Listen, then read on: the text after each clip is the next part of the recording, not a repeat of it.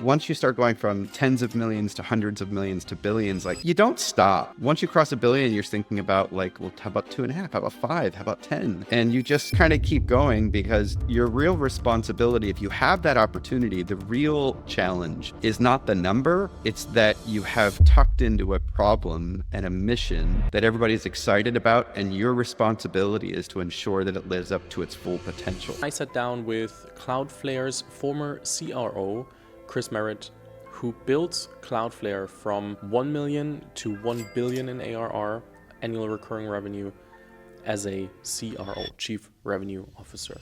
How do you cross $1 billion in revenue? The $1 billion mark is like a waypoint. Think about it as math. You have to have a base that is growing that you can expand, a base of customers. Many startups never make it beyond the first million, the second million, the third million, or even the fifth million in ARR. And then there are only a very few selected ones that cross the $1 billion revenue mark, especially in the B2B space. That's such a huge number that you have to achieve by constant struggle, by constant planning, by constant iteration. And it's so interesting to look inside and understand the framework. So today is about the one single question: what does my product need to be able to scale beyond $1 billion, especially in the B2B software space? What would you say are your best learnings on pricing? What about the balance of building the best product versus building a world-class sales organization? Does the best product always win? I appreciate the spice. I would say that. Without further ado, you're listening to the Unicorn Bakery. My name is Fabian Tausch, and please enjoy this conversation with Chris Merritt, the former Chief Revenue Officer of Cloudflare. Chris, welcome to the Unicorn Bakery. Hey, Fabian, thanks for having me. It's good to be here. Since in Europe, it's not that often the case that companies get scaled to $1 billion in ARR, and we have to learn from the US very often. And in your case, you did it as a CRO of Cloudflare. What would you say needs to be true for my product to be able to scale beyond 1 billion in ARR? I think there's a lot of ways to build $1 billion business that is healthy and scaling and growing. I often think about it as a pyramid where you have a certain amount of customers that are giving you a lot of feedback on the product, and you're getting very fast, tight loops that you can build upon. And then as you scale up, like there's customer types that'll give you a lot of feedback, but may not pay you a lot of money. And that is really healthy because your product team has a lot of latitude, right? To try things, to do some experiments. And then as you move up the curve to customers that are paying you a lot, there are SLAs and there are expectations around how the product works and how it integrates into their stack, and candidly, how much testing there's been. How enterprise grade and solid is it? And one way that I think is really healthy is to have a stack of customers that are not paying you a lot, and then the customers that are, you have a testing infrastructure and a certain level of ability to confirm that the features, functions that large enterprises need before they're paying you a lot of money, and ultimately getting a lot of value, like that you've had a chance to work out all the kinks. So I think you earn the right to move up that stack to larger paying customers. And maybe you don't have a large stack of customers that aren't paying you anything, but over time you have to earn the right to be able to take large contracts and for customers to really bet their business on you. And I think that's an earned responsibility that you have to take serious on the product side and on the go-to-market side. So I think it's layers, right? And I go back to my pyramid analogy. There's layers of learning along the way, and then leaning into that responsibility and taking it serious. Because by the time a customer is spending a lot of money with you, they're betting their organization, and many times they're betting their careers on you and on your platform. In what ways can I earn that right? And earning the right is really based on trust. I think trust is really people say relationships. I think what they're really talking about is trust. And trust is I'm not sure I'm going to get the Webster's dictionary version right, but it's really it's a It's a feeling that one gets that you're looking out for the other person. So you're looking out for the best interest of your customers, and you're making that obvious over the course of your relationship. In the beginning, when you're getting to know each other, it's really about, do you have a problem that I can solve? And am I credible in being able to solve it? So that ability to identify problems, authentically solve them, is where I think trust is started. And then if you fast forward over time, it's this consistent, I've identified a problem, you have tried my service, we think it works, let's take another step and exchange a fair amount of value. Once you start paying for products and the money starts to go up, the expectation on realizing value continues to go up. And it goes back to this trust nature. If it doesn't work, you as the company providing services, you need to be honest and authentic with yourself, with your team, in a way that communicates to the customer, like, it does this really well, you have a different problem. So let me see if we can solve it another way. But the minute that you start to get a little bit off target with your product, doesn't really solve that problem, you try to force it in. Said differently, sometimes you try to jam it in. That's where you start to break trust. And if you think about earning the right to have customers spend a lot of money with you, I keep using this word trust. You probably do a trust count how many times I've said it. But I think it is a function of being authentic and being open and honest and direct with where it works, where it doesn't, where you're trying to take the product over time. Maybe it overlaps, maybe it doesn't. And that's how you earn the right. What are the different ways of realized value that I could expect from your product? And therefore, what are the different intents why I might buy your product? I think as you're starting a relationship on the product side, there is a specific thing that it needs to do. And there's a certain element of, I think about like practitioners, people that are fingers on keyboards using the product. They will know really quickly whether it works or not. And I think of them as your first line of, is this going to be a good fit? So getting access to them. And I think the goal of that phase of the engagement is to make them champions. This thing clearly this company, this firm, this potential partner that is evaluating your service, they'll look at you and say, they understand our problem. We've tried it. It actually solves the problem, and we'd like to move forward. Moving them from sort of like possibly engaging with you to being a champion, like, this thing really works. So I think about that first layer of, how do you make practitioners champions? And then their expectation is that it works. It solves a problem and doesn't cause headaches. And then you move up the stack to where you have decision makers that are not users of the product. They have sort of agenda responsibility, whether that's the CIO or the CISO or the CTO or the VPN or the head of DevOps. Like, they all have agenda items. And it's often like to deliver service to the organization at a certain cost, and over time take that cost as a percentage of the overall spend down. But it's an agenda item. And that is very different than the practitioner. They're related, but the agenda item is to deliver service on time, on budget, with certain expectations. And, think about them being two different ends of the buying spectrum. One is fingers on keyboards, making sure that it's successful. And the other is making sure that it's like socially acceptable in their agenda. Are you saving them costs? Are you raising SLAs? Are you raising service delivery inside the organization? And the analogy that I use, once you have those two parts of the organization saying, this is a solution that really works for us, then I think of them like as a bottom, and it's like a dog sort of biting into a bone. Right? You have this bottom jaw, the practitioners, like, yes, we're going to do it. And then the top jaw is the decision makers. And if you get those two working in concert, then you can take a good grab onto the organization, and the value will be realized at both ends. And it's a much stronger relationship. It's a much more secure bite.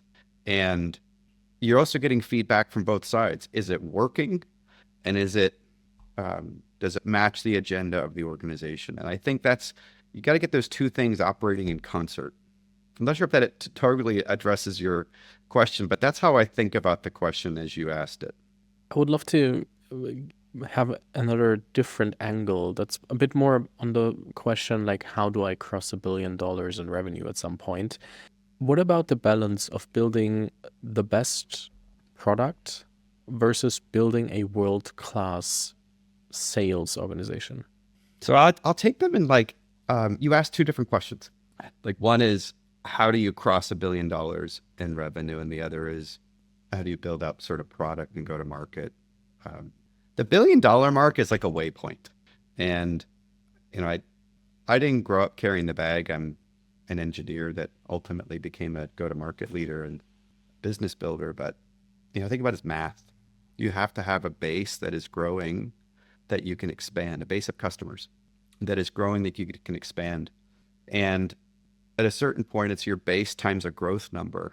And that number either has enough momentum and like escape velocity to get across $1 billion, or it does not. And along the way, there's a couple different ways. You can either have millions of transactions at a very small amount that looks typically like a consumer model, or you have a very few number of customers spending a lot of money.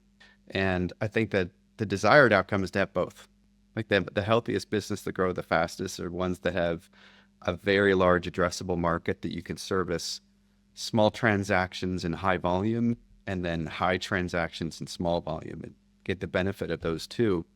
And the math will tell you whether you can cross $1 billion or not. And then if you can kind of like intellectually get your head around this thing has legs to go that distance, then you just start executing, and it's about keeping that engine going with growth, and you'll cross $1 billion. And then the funny thing about once you start going from tens of millions to hundreds of millions to billions, like you don't stop.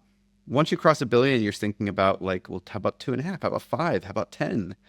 And you just kind of keep going, because your real responsibility, if you have that opportunity, the real challenge is not the number. It's that you have tucked into a problem and a mission that everybody's excited about, and your responsibility is to ensure that it lives up to its full potential. And $1 billion is just a waypoint.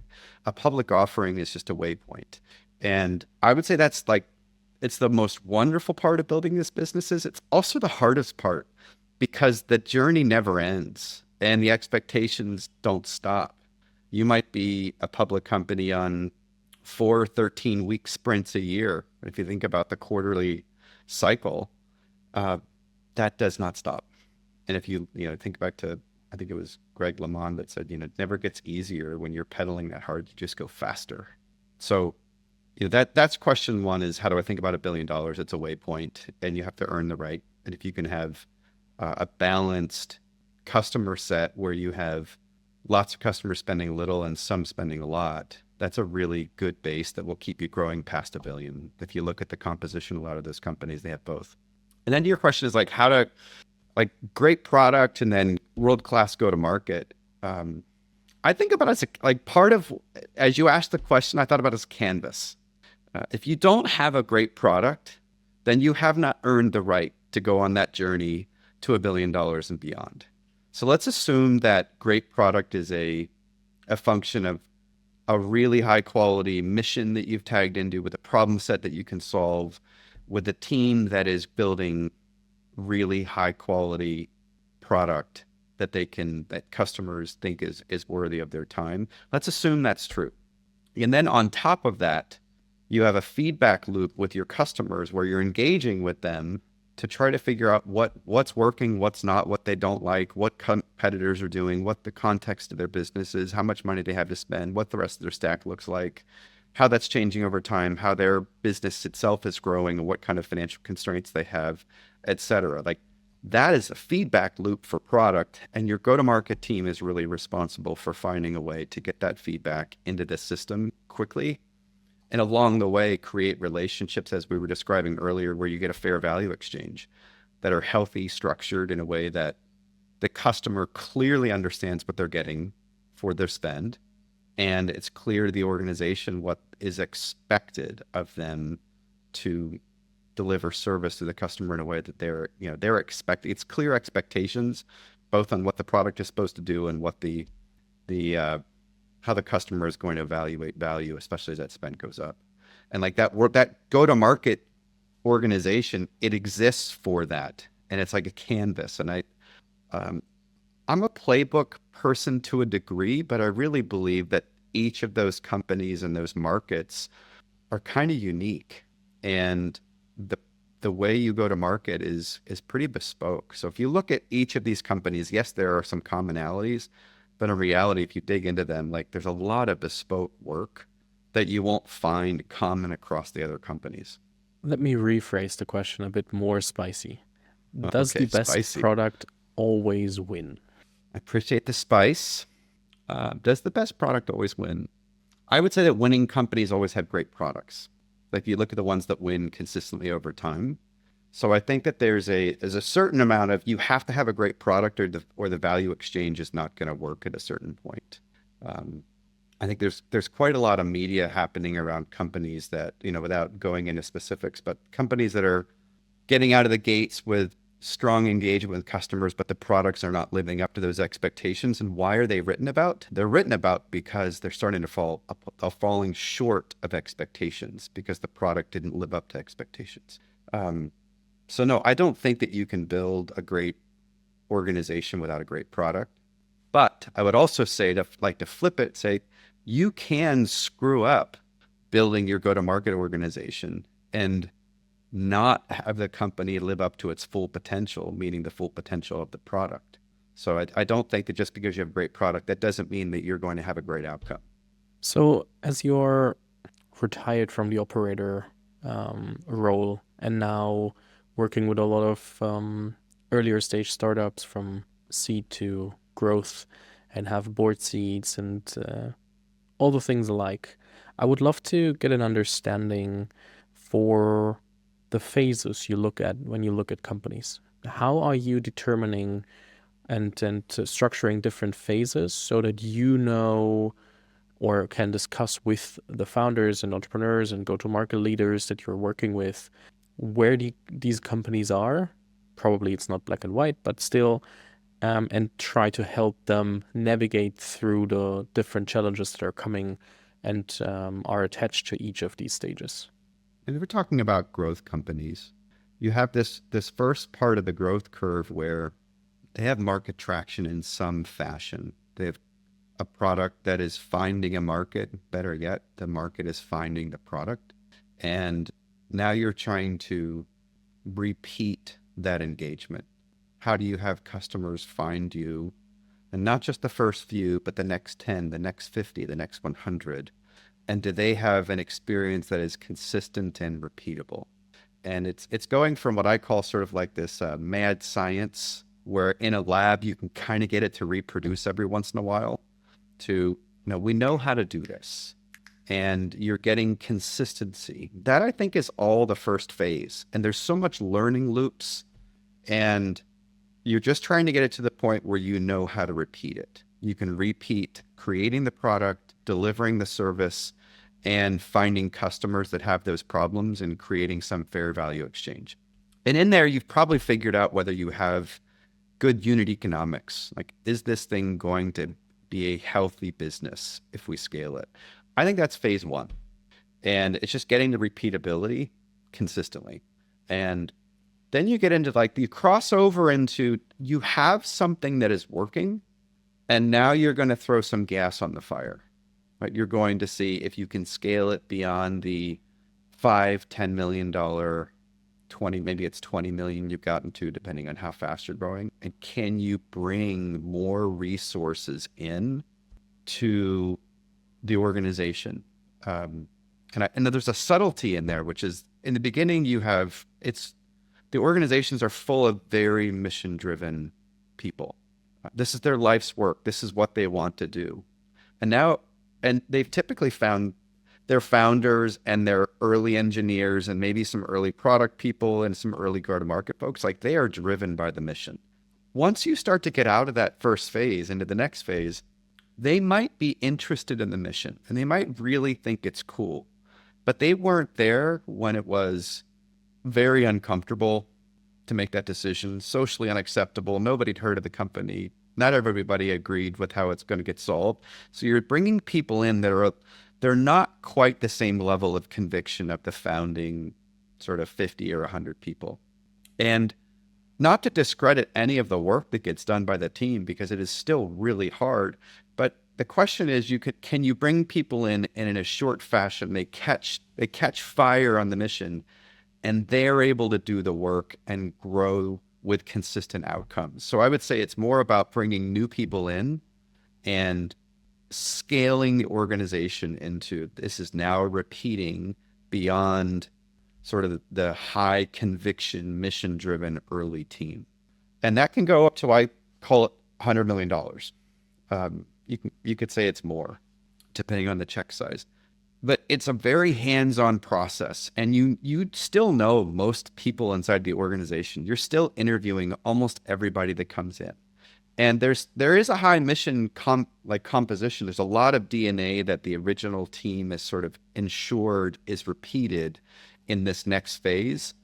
It's diluted a little bit, but not a lot, because it's very hands-on. And then the third phase beyond that is it's scaling so fast, and it's diluted quite a lot because it's just you're scaling so many people, and you're not able to imprint the DNA quite as much.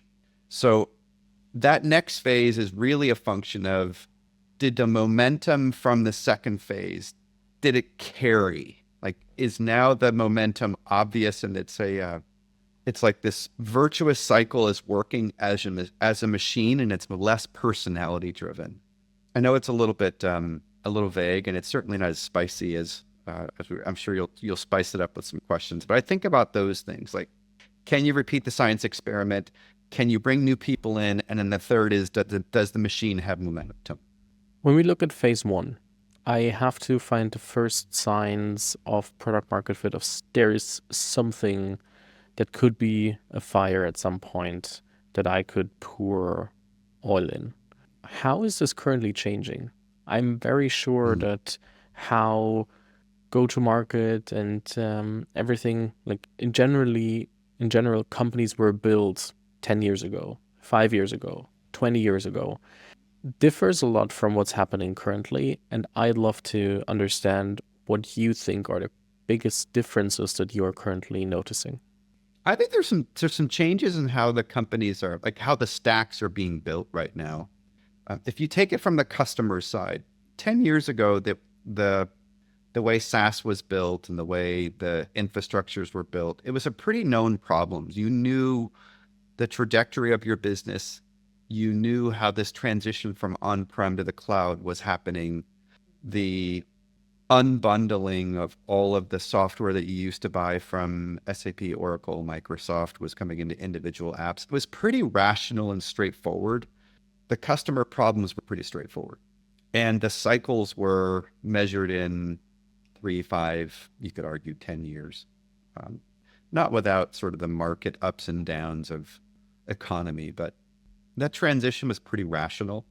The transition right now with companies having these like existential moments, I have this large customer base. What is AI going to do to my business? Just think about the customers. Like there's a risk that if they don't evolve to adopt the new leverage points that you should be able to get out of machine learning or AI, or use any of the terms you'd like to describe it as, if you're not intensely focused on how your business is going to change, you fear that you're going to run out of runway and your business is going to go under. So there's like the level of angst in the marketplace is causing customers to try to rethink their engagement with their customers and all of their back office functions in the lens of, what do you do with AI?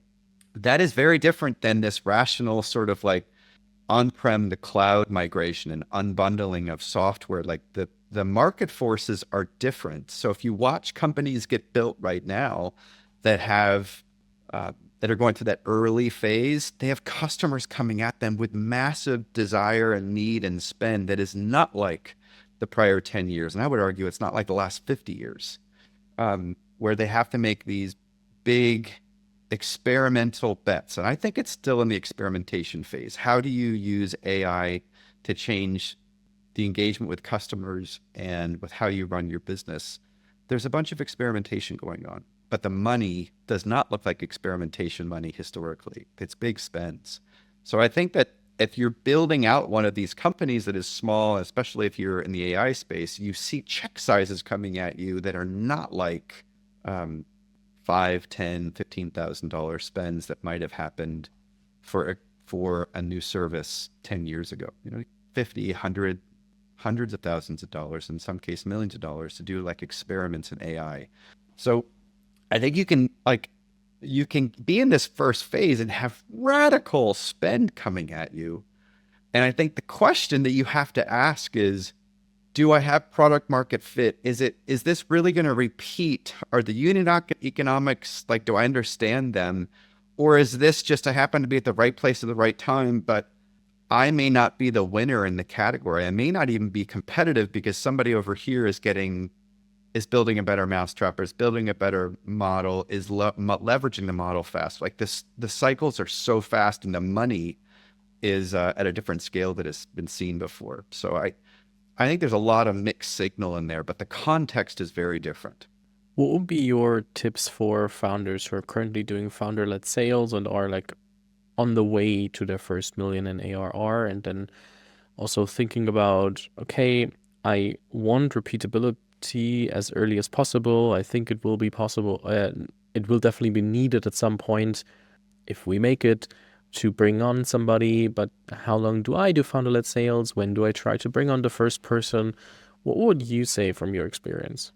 I think founder-led sales are great, because why do I say that? The feedback loop between customer and the team responsible for the product is like there's no gap. There's no air gap between the two, like no daylight between the two. And what does that mean? That means that the founder is getting real-time body language, real-time data feedback, and real-time verbal feedback from the customer. And when I talk with founders that are doing founder-led sales, they're, especially the ones that are actually growing, they listen and they react. But they don't, like, they have a backbone. They know why they're in the business, and they're not going to get pushed around because they're convicted around the problem. So at a certain point, the founder, like when the founder feels like, hey, I'm getting consistency, I've listened to the feedback, we've addressed the feedback, and now this thing is repeating, and I'm now comfortable that somebody else can work alongside me. And if I weren't in the room, like now the question is like, what kind of a person do you bring in?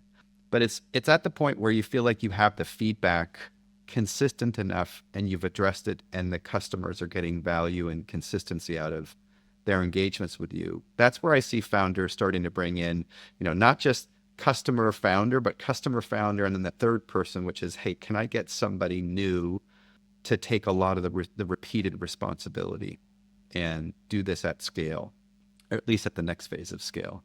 But it's that transition when the founder's like, I now think this thing is repeating. So I think there's no like absolute value of like when you reach this amount of revenue, this is happening, or just these amount of customers, because it's dependent on your product and your average contract with the customers and everything like that. So it's not easy to say it's like this specific revenue corridor, right? No, you could say it's probably single digit millions. It's not tens of thousands, and it's not tens of millions. It's somewhere in that band where you think about like the job of a CEO or a founder CEO specifically, they won't be able to scale the business if they're spending 100% of their time engaging with customers. Now, I think that there is a certain amount of time they should engage with customers forever. But it's not 100% of the time, or they won't be able to scale the balance of the business. You joined Cloudflare in the single digit million in ARR. Why was that the right timing? At the time that there were three co-founders. One was very technical. One was very commercially minded, meaning the business model and the strategy and the product, and then one was the glue person. And they built a great product, and the community was finding them. And it was repeating on paper. If you looked at it, like there were many signups every day just finding Cloudflare. Most of them, 95+% of them spending nothing. So it was this, we think we have a certain level of market pull, and there was not a go-to-market person on the founding team that had built a business like that before. So I think they were trying to augment the team with good sort of fundamentals, commercial go-to-market architectural fundamentals, and the market was pulling the product. So it was like the combination of those two things: composition of team and healthiness of the market pull early on. So you've been that person that you referred to earlier on when you said, now who is the person that I want to bring on? So who were you and why were you the right person? um, if I zoom out for a minute, I think that if you know all the feedback when you're being recruited about yourself, if you could go back and look at all of the interview notes that people had on you, I don't think you'd want to know it. So thankfully, I don't have all the interview notes. Um, I think that what they had been, I don't know the whole story of everybody they talked to, but if I were in their shoes and if I were going to go back and do it again, I think you talk to some of the incumbents. If they were going down the list of how to transition the network stack from on-prem to cloud, which was the remit at the time for Cloudflare, they've expanded the aperture certainly beyond that at this point. But at the time, you should probably talk to the folks that were selling boxes, at least to understand, at the very least to get some market intel. And I can imagine that they would have done that. They would have spoken to folks from Cisco or Juniper or any of the 1U network boxes that were in the marketplace. And I think that that would give them interesting feedback. The truth is that also when you're building something that's different in the marketplace, there's this like phase change or platform shift. I don't think you want somebody to bring the playbooks from the old way of doing it, because that's what you're going to get. You're going to get like the old way of doing it, not a new way. My own profile is, like I said before, I didn't grow up carrying the bag. I was an engineer coming out of school, but I was not a network engineer, which means I got zero credibility inside the organization. I would be teased. They'd be like, you're not an engineer. I'm like, well, technically I am an engineer. I'm not a network engineer. But that was like a teasing I would get. So I had this engineering mindset. I had a certain level of go-to-market experience across other categories and industries. And I think I had enough naivete. Like, you have to be a little naive to step into these things and think that I can learn this stuff. I can figure out the context and the customer need and the use cases. And there's a physics associated with building go-to-market machines. There's like the science and the culture. And the science is like, these are universally true when you're building a campaign infrastructure to take product to market. There are certain things that need to exist. And then there are certain cultural aspects that will change for the markets. The Americas markets operate very different than many of the Asian markets, as an example. And then Europe has a different flavor as well. So, and then even inside of Asia, like Singapore is very different than China. I think I had a lot of that market context, having built businesses domestically and overseas. I dragged my family all over the world, and I had that sort of lived, learned, experienced, and a lot of energy and enthusiasm and naivete. So I think that they probably saw some combination of those things. But thankfully, like I said, I don't have all the feedback to also see all the things that they didn't like. It turned out great, I guess. Probably they wouldn't go back and change their decision. But let's flip the switch and say I am a founder that you're advising, and I'm approaching the stage of, hey, I need to start looking for somebody that I could bring on as a support in go-to-market, or then over the long term, maybe even taking over. What would you advise me? I'm of two minds. And ask me again in like 5 or 10 years, I'll have another opinion. I think the debate is whether you bring somebody in that's junior or senior. And there's like blessings and curses with both sides of doing that. think the benefits of bringing somebody in junior is that they don't have a lot of skepticism coming in, and they don't have a lot of patterns that you're having to overwrite, meaning they're going to come in, they'll learn the product, and they'll just like the machine will just start running. They'll just start doing the work without having a lot of these patterns in their mind that they're trying to match. And there's a benefit to that because you're going to get pretty fast execution, and you're going to get it stylized around the existing team. So the existing team at typically the founding team. And there's a benefit to that. So if the existing founding team is doing things right, a junior person will sort of repeat that. And I think the benefits is you'll get straightforward execution and not a lot of coloring outside the lines. And the W typically a little bit easier to keep inside the lines. I think that if you jump to the other side of it, you hire somebody who has more experience, they've got patterns in their mind. At the very least, they're trying to figure out like how to apply these patterns. Like I've seen this before in other industries. They're maybe feeding back, like nudging the team a little bit, like, hey, I heard this thing. We might want to move a little bit in another direction. So they're going to color outside the lines a little bit. And sometimes founding teams just don't want that. So there's a little bit of like okay, can you please just get back in the box? I just want you to do these things. And that's thing one. And then thing two is you'll hear people say, well, is there a person that you hire that gets from 0 to 10, or from 1 to 10, and there's a person from 10 to 50 and then 50 to 100? In fact, one of the folks I know in the industry was trying to write a book on this, and they called and we were talking about it. And he said, well, can you give me some feedback on the kind of person that goes 0 to 10, 50 to 100? And I said, well, I just disagree with the premise, because if you change over your sales leaders or your marketing leaders, any of your leaders, typically you get a changeover in the team that they've recruited. People don't leave companies, they leave managers. So I think you introduce more churn in the teams when you change the leaders out. And the one axiom, like back to the physics, tenure of your team drives expertise. The longer they're there, the more expert they are at their job. And expertise drives productivity. Like the better they are at their job, the more they can get done. So if you change the team out, you're introducing a certain dip in productivity. And that is anathema. That is like the last thing you want as you're scaling a business, is to take productivity down. You want it to go up. So I just think inherently you have this tension of, yes, there are some natural sort of boundaries that people are good at, but you want somebody that can take you as far as possible so that you reduce the churn in the organization. And, selfishly, when I joined Cloudflare, I was looking for a canvas that I could build on. Somebody once said, like, hey, you're going to be excited when we cross $100 million. I'm like, it's a waypoint.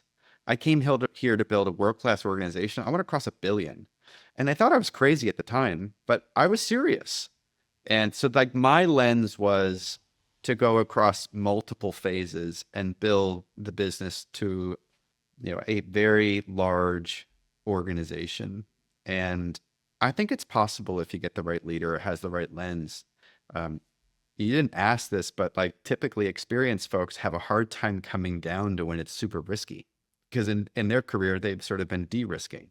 So if you bring it down to when it's super risky and where they're doing individual contributor kind of work, it takes a certain person to do that. Whereas if you hire somebody that's only done individual contributor kind of work, they typically they're learning all the management piece at a certain point. So which problem set do you want?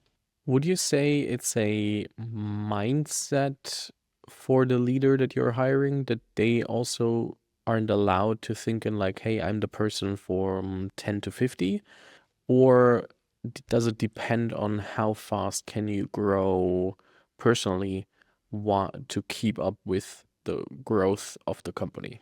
I rarely see people define themselves as, I'm the person that goes from 1 to 10. I saw this more often in the US than in Europe.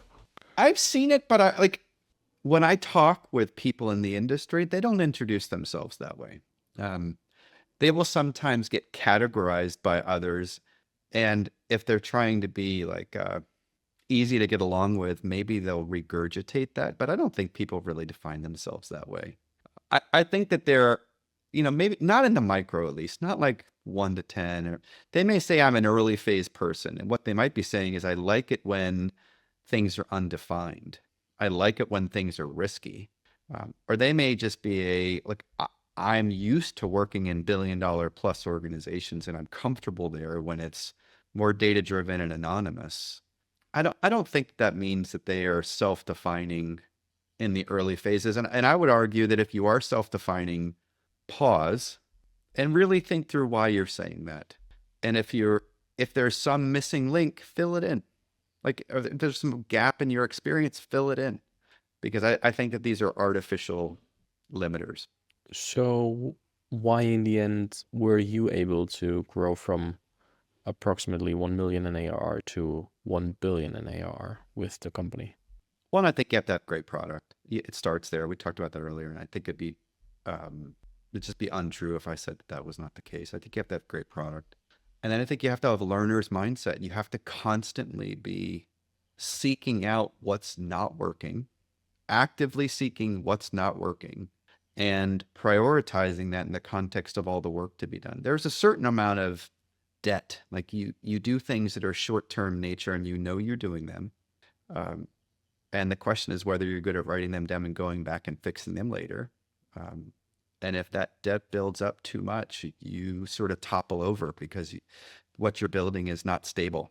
And I think that's where leaders like myself, I think that's the risk to doing this work. Having this balance of, are you learning? The category I described the start earlier, the category that Cloudflare started in, it was a widening aperture over time. The question is, can you learn to keep up with the markets? And what you knew about the markets to be true in year one is not true in years 3, 4, 5, 8, 10. You have to be able to learn and keep up. And while I was not a network engineer, I was an engineer and I knew how to learn. I understand physics. Um, I think the hardest part in all of that, candidly, is if you're not the user of the product, it's harder. So if you really have never used the product, I think at a certain point, that becomes really hard. And it's hard over the course of a decade. You have to become a market expert, if not a user expert, which means you're learning about this changing dynamic market. So I think I was pretty good at learning, and I think I was good at surrounding myself with people that I learned from and that were better than I was. And I cared. I think that the thing that when you get up in the morning and you look at yourself in the mirror and you're thinking, okay, I'm getting ready to go to work. Like, do you care about the work that's being done? Do you get a little uncomfortable? Does that energize you?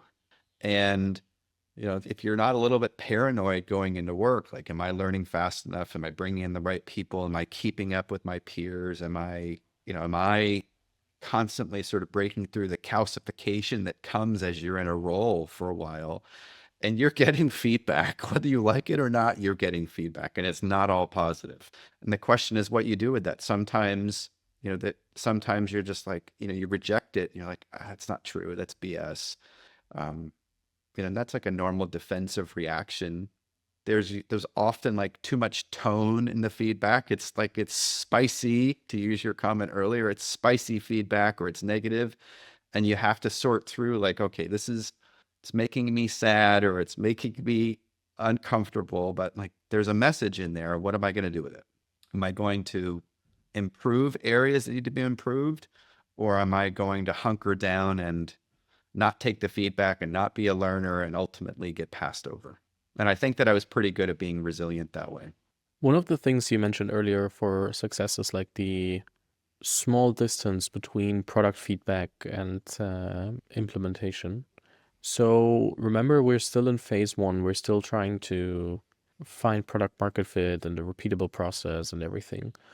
What is the groundwork that I can do to intersect product and go to market as deeply as possible that I won't have two parts of the organization that are drifting further and further away when the organization is growing.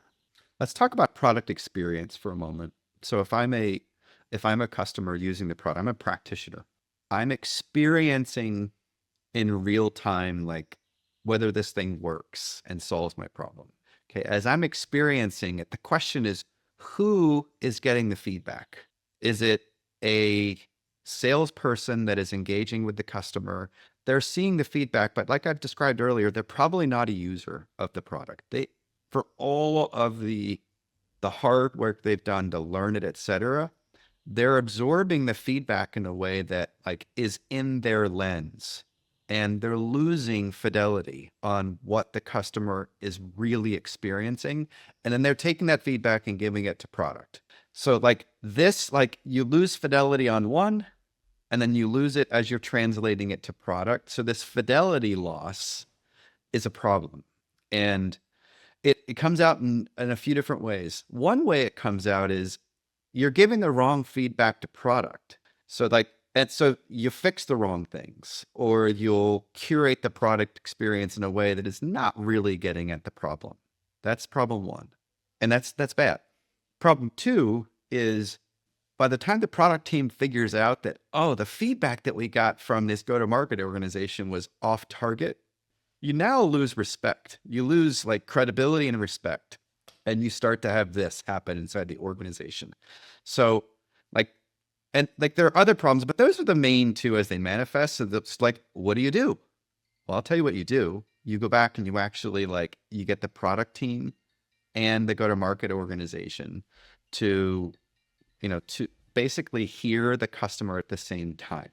And that is a better recipe for high fidelity feedback and a team that is also learning together. Like they can both get like, oh, the customer is really what the user is saying is this. The product team can interpret it better, so that the go-to-market team is like, oh, that's what they meant. So they're learning at the same time, as compared to this, loss of information flow. So in the early days, having product and go to market experiencing these sort of customer feedback sessions, which means going on joint calls, pitching together, and doing support tickets, because that's where you get direct feedback. It's like, where are all the feedback points? Try to do those together so that you're learning at the same time.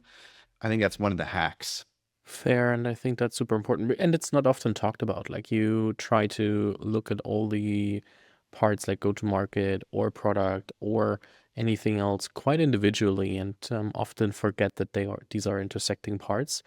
When we think about the phase while we're growing, like knowing that like it's amazingly hard to find the first customers and then build a product and then growing from there and find more customers and repeatability. When is the next point that feels like a make or break for, let's say, especially venture firms that have to fulfill a need for high growth?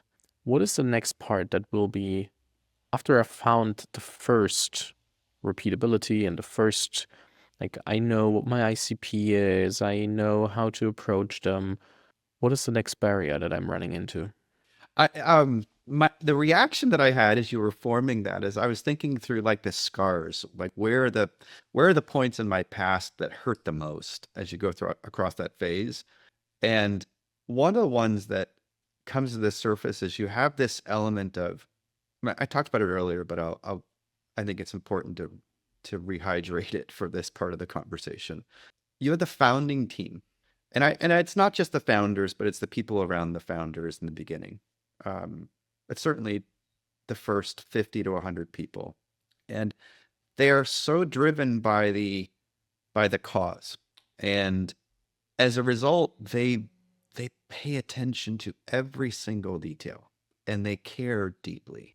When you get into like, oh, this is now happening, there's usually and in the beginning, there's very little buzz in the market. There's like almost no buzz. It's like nobody knows this problem, the set that people are working on, except for like really highlights, like they have like really good taste. They know what the thing is and they've been flocked. You're like, oh, I've been trying to solve this DNS problem forever. I've been trying to solve this encryption problem forever. This is the only place that I can solve it. Like they're driven by these problems.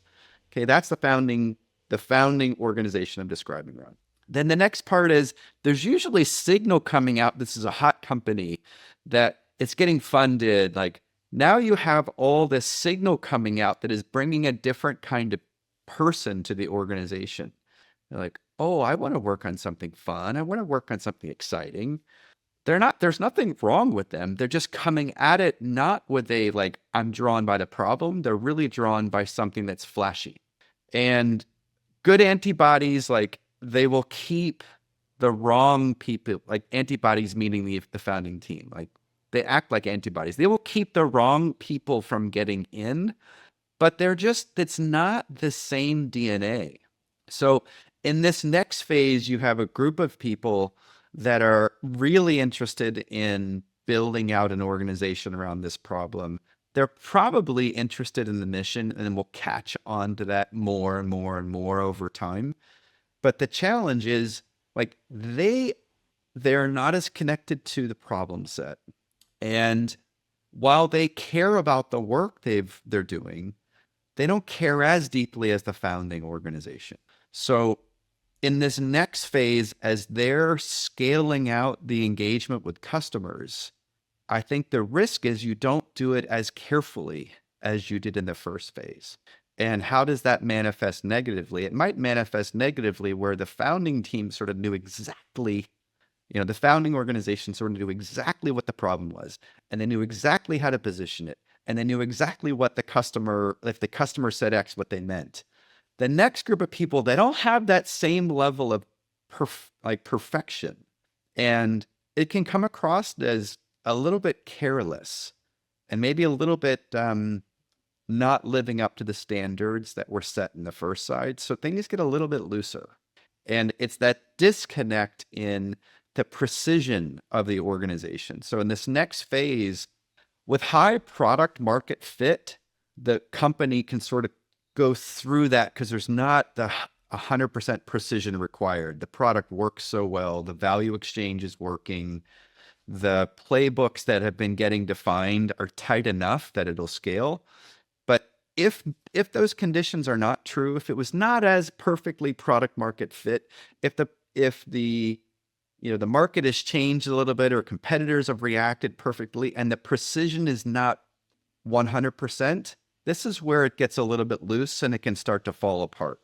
And it will manifest as, wow, the early results are not repeating. The productivity is lower. The customers are churning at a higher rate. And then there can be the finger pointing, which is, oh, the new folks just like, they don't care as much. They're irresponsible. They're careless. They're not very good. And then like the organization starts to fall apart. But I really think it's like the DNA and the precision between the early team and the next scaling team. That's where I see one of the biggest risk points. So what did you do as the leader of the go-to-market team to bring these folks together instead of letting them, let's say,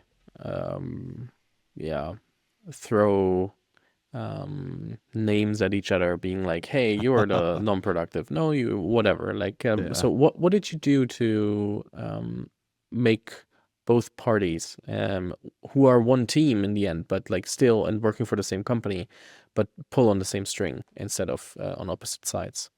I mean, I think there are a few things. I think if you zoom all the way out, one of the smart decisions we made as a team early on is you're trying to find your tone. What's the experience you want customers to have? You just start with that. What is the experience? And you try to get as close to the high fidelity early experience that the customers had. Well, most customers were experiencing the company through the blog the first time. Very technical blog, very technical users, practitioners, and they're like, and in a highly stylized writing by the product and engineering team. So you have this like memorialized version of what's the product, why do we build it? And it's written by engineers for engineers. So like, why do I bring this reference up? that was the tone that the marketplace was reacting to favorably. So we said, okay, we have to amplify and repeat that tone. So as we brought the team on, it was, how do you create a go-to-market organization that matches the blog, technical blog? So in the beginning, the only people that could really match that were solutions engineers, like very technical people that we brought in to engage with customers. And the early AEs, we found AEs that had engineering backgrounds or had sold very technical products and they were technically oriented. So you sort of match as much as you can this tone for the organization. And largely what we've been talking to it up until this point is like technical products for technical people. It translates to other categories, but I think one of the most difficult areas to match is like technical products and non-technical people. So you're constantly sort of like, you have a reference architecture, you have a standard, and it's the blog. So we created a an evaluation architecture that was really around like, we'd get them to read the blog, we'd get them to use the product and stand up the website, put Cloudflare around it, and then react to it. And you're able to evaluate really quick whether they, one, are technical, or two, have an interest, or three, can learn things, and then four, expend the energy to stay with it. Like, we were pretty slow in hiring people.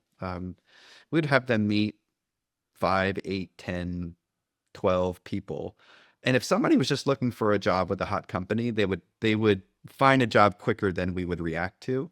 We would wait them out. And if they were able to sort of learn and keep that standard to the blog, like, that's how we did it, because we wanted to keep that experience high. And the DNA of the team was highly technical, or at least highly technical capable. They could learn and match the expectations of a technical engagement. I think that's some of the secret sauce in how we did it in the beginning, because it just kept that component high. And with an organization that was very technical, building technical product, it was easier to like, for those people to engage and have respect for each other in the organization. And then if you fast forward that high technical mix on the go-to-market team early on, we kept that standard high for a long time. And I would argue that's really the secret of the success of, the team over time on the go-to-market side. And I'm super proud of that work, but it was not easy. And you would get feedback. You would get feedback really fast when person's just not a great match on the dimensions we were just talking about. Or they come in and then, like, they were able to keep up the learning for a period of time, but they're not keeping up and they can't stay. You mentioned you had a very technical product, and there's a certain amount of understanding needed for it being sold and also like communicated to customers. How quickly after I started at Cloudflare would I have been in contact with customers, or did I have to run through a training center, or like what was the ramp up period for me if I would start there under your belt, so that you can be sure that I am living up to the quality expectations that you had? It was fast, super fast. We did an onboarding in the beginning. It was cultural and product, and they were really intermingled. Why did we build certain things? How does the product work? It was not playbook driven. It was really like, do you understand what we're doing and why, and what the zeitgeist is, and why we exist in the marketplace? And we would also tell stories about Cloudflare at its best. If you put myself back in those shoes, at its best, it looks like this. And when you get yourself tested is when things are the hardest. So when Cloudflare had its worst days, like, this is how the company responded. You would tell those stories, and that's really how we got people over sort of the product and the culture and why we exist. And that was like the first week or two. And then from there, it was straight to customer engagements, working with smaller customers that were not spending that much with us, and doing support tickets. And it was both of those, that you're getting your hands on the product, you're getting your direct thrown right in front of customers with technical needs. And that would force you to apply the learnings that you just had. Um, they said, TLS, SSL, what's the difference between the two? You know, like the very detailed question. You're like, TLS, I can't spell TLS. What does that mean? Um, and the organization was very good at like not just answering the questions, but like, hey, like, you know, not giving them fish, but like teaching them how to fish. And I would say that's also one of our superpowers, and I would credit our early SEs to being very good at um, not just doing the work, but actually helping people learn along the way. So they were, you know, gentle and good teachers. SEs being solution engineers, right? Yes, yeah. Thank you for translating that. So Just so Fabian, if you were in the organization, you would have experienced customers within the first couple of weeks, okay. and at pace, and it would have been uncomfortable, and that would have been the point. You learn quicker when you're in these uncomfortable positions. Fair point, because I know both sides. I know companies that did 100 million in ARR, for example, here in Germany, and technical product, and a lot of like pretty much an academy and test that you had to run through after the first months and probably 1 or 2 months, and then they decided if they keep you or not. And then there are ones that throw you right in. So for both, there's place. There's a place. I think if you have this, back to this pyramid, if you have a large set of customers that are not, that are not spending a lot with you, and you have a large pool, it's pretty easy to put people in there and to have them not do harm but learn. It's different if you only have 50 to 100 customers and they're like the crown jewels. You're gonna wait to put new people in front of them. It's very rational. The question is, do you have this spectrum of customers to interact with, and is there an appropriate place to have new people learn? Why are so many B2B companies stuck in the death valley of like 3 to 20 million in ARR? Well, I think that the cop out answer would be not all products are great. Um, and I say that kind of tongue in cheek. When you start to scale the product and put new people into it, and for all the dynamics that we've already talked about, the pretenders get sorted out. And I don't mean that pretenders is probably an unkind of way of saying it, but if it's not a great experience for the customer, customers vote with their feet. And once you really start spending money, I'm not talking about $20 a month. Once you start spending hundreds or thousands of dollars a month, that's real money. And especially technical users, they have no time for product that doesn't work, or they have no time for an engagement that leaves them flat, or they have no time for it. They feel like they were bait and switched. Um, so like I would say that in that phase, it's mostly about there is not good suction between the users and the product and the experience they're having with the organization or the team.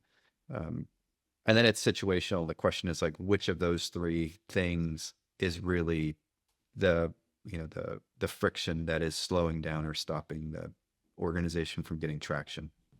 What is needed once I figure out, okay, my product is good enough and I can keep up the momentum, and at the same time, it's a competitive landscape. I have to also land grab because otherwise my competitor is doing it. How am I balancing aggressiveness with uh, healthy company? m- Not sure if metrics is the right word, but Mm, more like building a sustainable company. yeah. The adage of like speed kills. If you're in a car, if you apply too much acceleration, the rear wheels break loose and you spin the car out, is the easy example. Like there's this sort of consistent acceleration that a vehicle in motion can handle. Um, I think the same is true of building a business. There's a certain level of rational growth. And I'm going to come back to your comment around land grab in a moment, but it's sort of like consistent, rational building. I know somebody was describing it once as, how do you fly a plane? How do you crash a plane? Your job as a pilot is to kind of keep it like 10 to 15 degrees, the nose like 10 to 15 degrees above the horizon, sort of above. And, too much and it stalls, too low and you crash. Like, it's to keep it sort of in this rational zone of growth. And I think that analogy applies to building businesses as well. The minute that you start bringing in too many new people, or you start to really fracture out the team across capturing too many different product categories at once, you're spread too thin and the variability goes up. And when variability goes up, execution consistency goes down. So like this sort of rational growth. Now, if you're in a market where it's land grab, which is everybody is in the market right now, and you're either going to get them for this next sort of 3-year spend or not, okay, then you have to take a risk and you have to go fast. Most businesses are not in a land grab.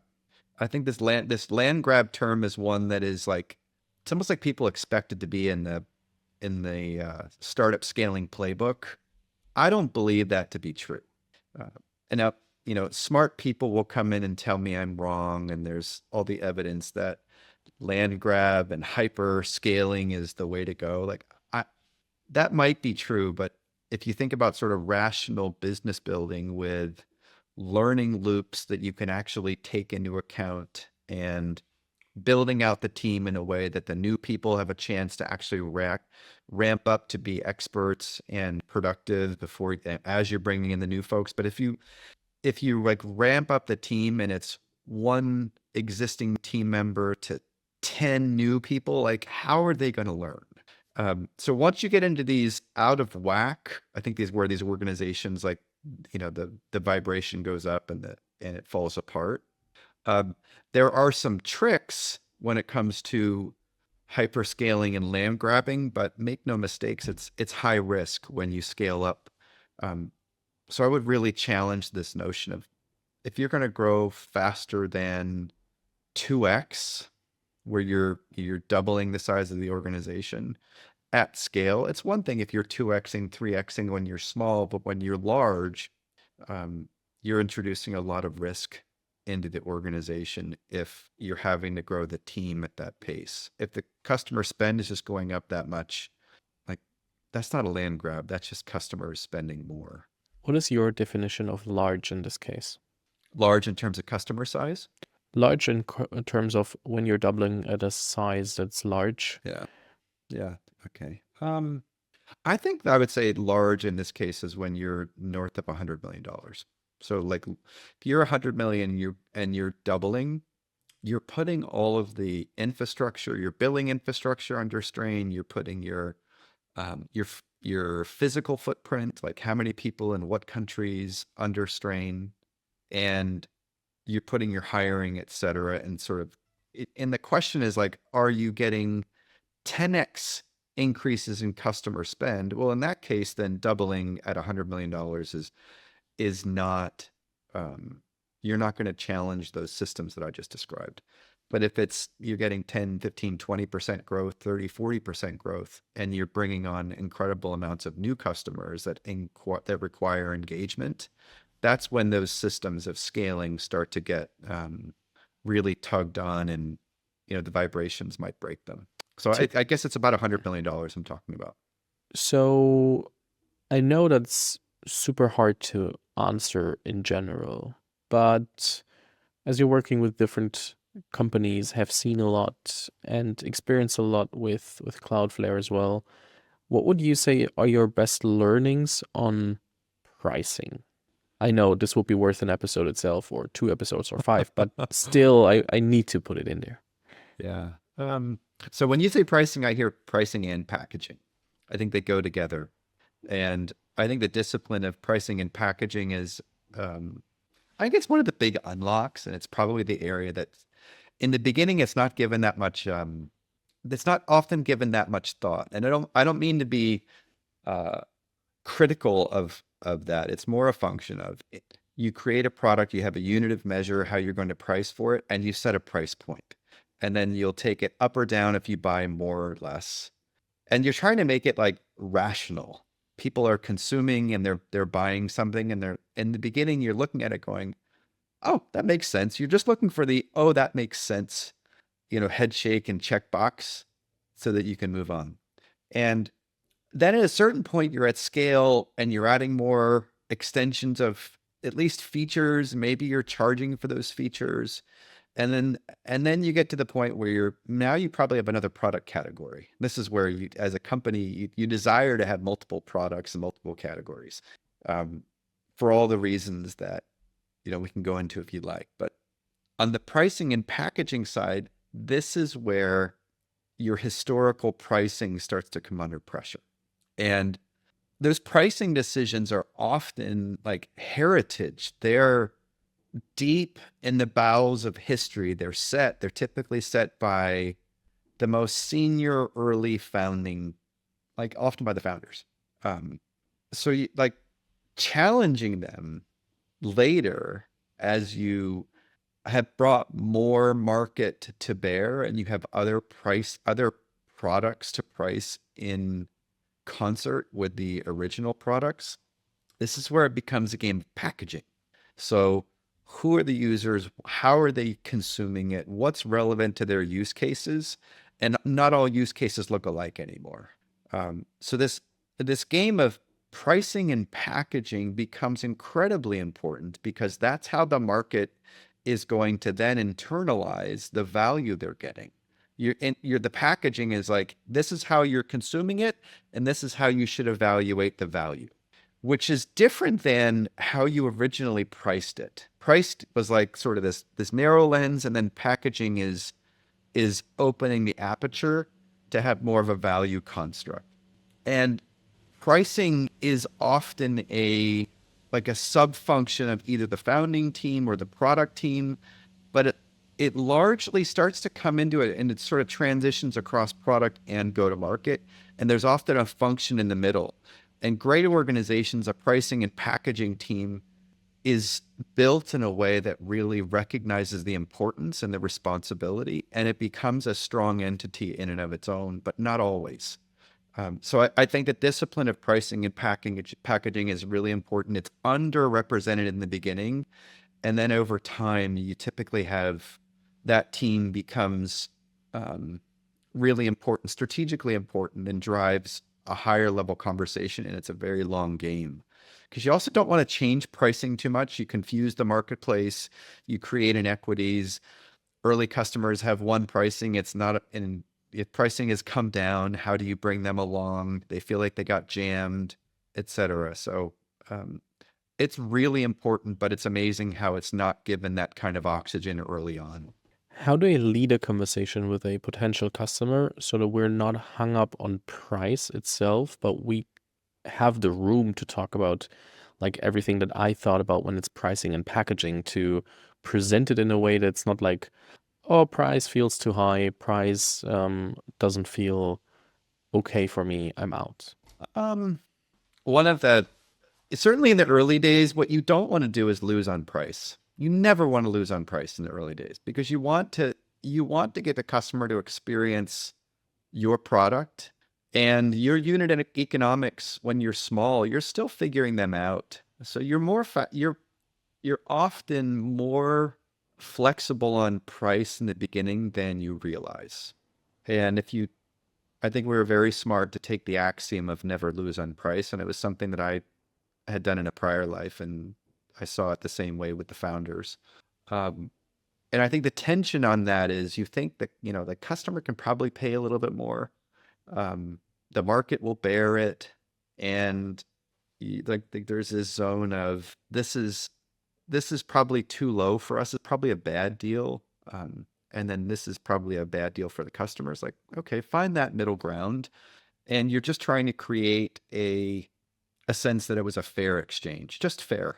And if anything, provide more value than you capture, meaning give a better price to the market than maybe you even think you should, just to get the customer feedback loop going, get them using the product, get them tugging on it. There's a time to optimize price later. But I would argue in the beginning, you really don't know what your gross margins are going to be. You're trying to figure out your cost base, what economies of scales are going to come in. And all of that is a function of, if you do the math, like price really matters, but in reality, you don't know your costs that well long term. So I would say be flexible on price in the beginning and take the signal out of the marketplace. Customers will tell you what's too expensive, and some customers are just like, whatever your first price is too expensive, and they're just, it's the way they negotiate. And others will tell you like what the competitive context is, or candidly, like, hey, I only have X dollars to spend. Take it or leave it. And you need to figure out if they're being honest with you, and you have a decision to make. So I think it's an art in the beginning, and I just subscribe to the theory of don't lose on price. For everyone interested in a bit more like deep dive into how to lead sales conversations, I did an episode with Stevie Case from Vanta and former Twilio. So therefore, because we won't have the time to do another deep dive here, I wish, but you will definitely at some point say, "Hey, Fabian, it's about time." So therefore, um, just a quick shameless plug of self promotion for another episode. But because what I hear quite often from startups, let's say you're a fintech, you're building in the German market, and you have a potential client, and then you hear, hey, yeah, but competitor X undercut you by 50%, which is absolutely happening. And then you're in the situation, you're like, huh, should we do that right now to win the first customers? Shouldn't we do that? How do I evaluate in such a situation if it's worth taking the risk and undercutting the competitor who is aggressively undercutting myself? I think there's a pivot here, which is if this is the only product you're going to be competing in, you now have feedback on what your competitors are going to do. And the question is whether you can match it. And that's sort of a single product lens. And maybe that's the company you're building. You don't have any aspirations or ambitions to go beyond that. The market has spoken, and you need to find a way to price aggressively to win. And that means you need to be maniacal about getting your cost base to be better than your competitors. Okay, that's context one. Context two is, like, I think that this product is the first of many we're going to have, and I'm going to use it as, do I need to cover all of my future profit, or is this just a way for me to get into the market, and I might have to treat it as a loss leader? And then the next product is really where I'm going to be more competitive for any number of reasons, in which case I wouldn't stress over the opening price and the opening margins. Yes, you should always be creating the lowest cost base versus your competitors. That is long-term competitively differentiated and good and healthy. But if you aspire to be a multi-product company, you take the pressure off of your early unit economics a little bit. You can't be irresponsible, but you're going to get another bite at the apple, and maybe the competitors you're competing against won't have the ability to expand the profit margin on that customer over time. And that's the best case, is that you can be competitive against them in their market, and then over time make more margin in areas that they can't compete. When is the right time to go from single to multi-product? This is probably one of the once you get past like the early easy questions, this is one of the harder questions. And I think it's also one of the ones that is like existentially important.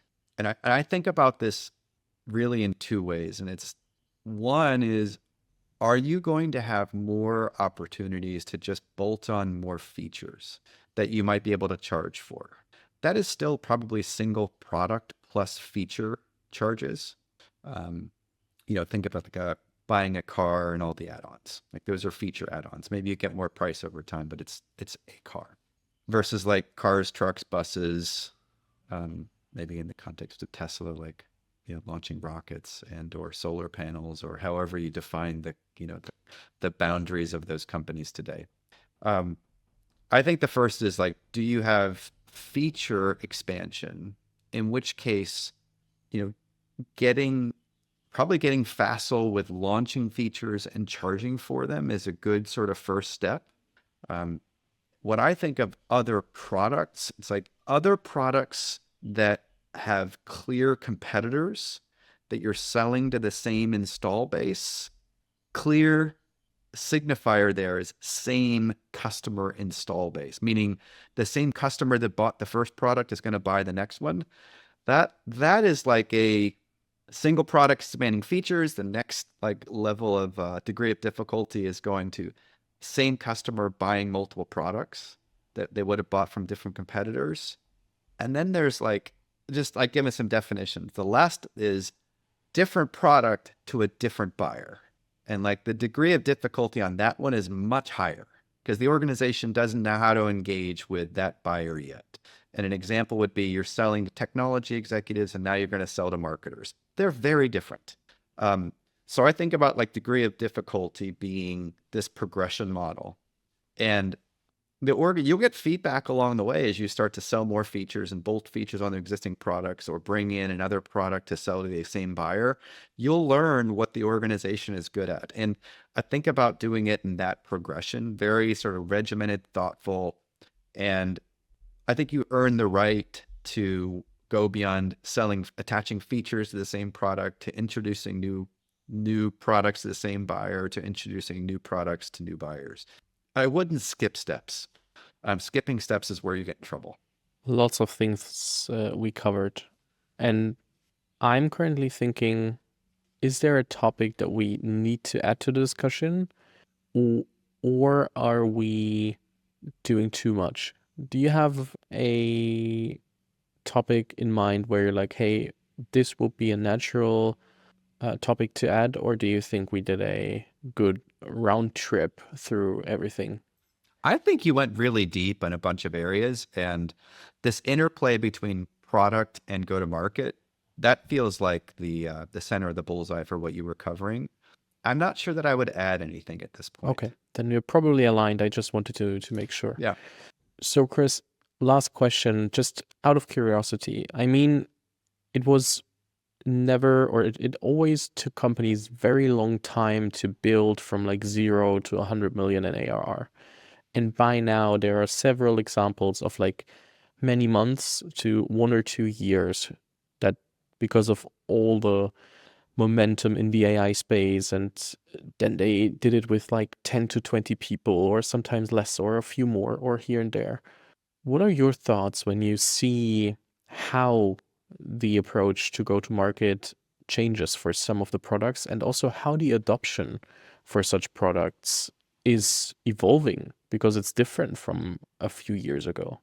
Yeah, I think we talked about this a little bit earlier, but just to bring it back to the surface, the customers are in this radical experimentation mode where they have to refactor their business to stay competitive as the experiences that are augmented or improved upon with all the tooling that exists. So how do you bring a really high quality chat experience to bear around your customers?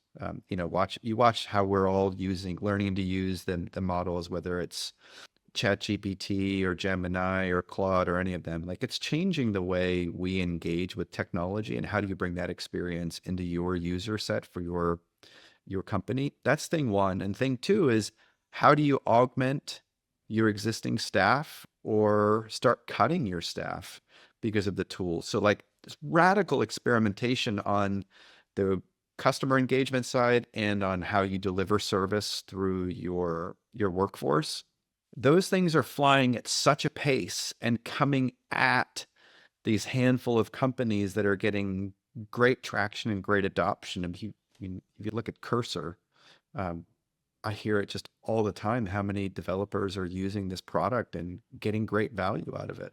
I think that's a function of the cycles on both ends that I just described.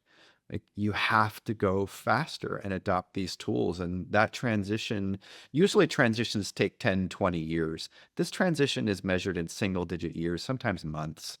And we're in this phase where the investment from companies to try to drive more top line or bottom line improvement is so fast and so extreme that small companies are getting these spends much faster than small companies have had spends before. And I think the blessing is that you can build a larger revenue company per employee than you have been able to before, much faster. The downside is those spends can come and they can go fast. So you might get whipsawed. And two, the scaling mechanisms Like you have to be able to deploy highly scaled tooling and highly scaled leverage teams fast, and that just brings risk. Um, and like I don't mean risk in a bad way. It just brings a certain amount of you have to be really careful in how you do it. The rewards are great. You can have a 30-person company doing, gosh, what, like $100 million now. I've heard these, how many people are really at Cursor, and are they close to 200 million? And how Somehow, many yeah, I employees do they think really something have? like that. Yeah. So I don't think it's 30 employees anymore, but it's not thousands. So yes, it's just I think the spends are coming into the marketplace really fast by large companies, and we're going through this radical refactoring of how work is done, and it's a moment in time, and I've not seen anything else like this in my lifetime, and I'm not sure that I'll see another one. Chris, I'll leave the audience with that because I think this is something to think about and to think through for themselves on what that means for them building companies.